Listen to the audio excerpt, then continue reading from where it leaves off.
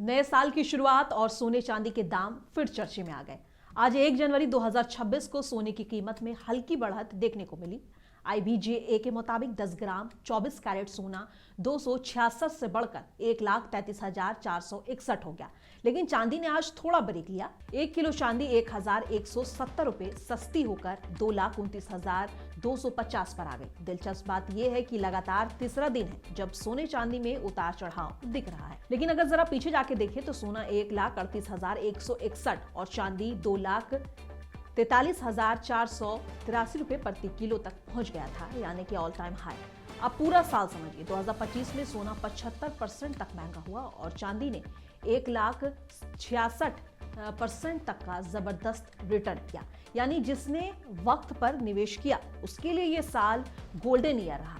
Expert कहते हैं कि चांदी की डिमांड अभी भी मजबूत है। अगले एक साल में चांदी 2.75 लाख और सोना 1.50 लाख प्रति 10 ग्राम तक जा सकता है।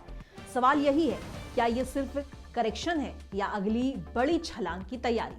आप क्या सोचते हैं? कमेंट में बताइए और ऐसी आसान और काम की खबरों के लिए लाइक, सब्सक्राइब और फॉलो जरूर करते हैं।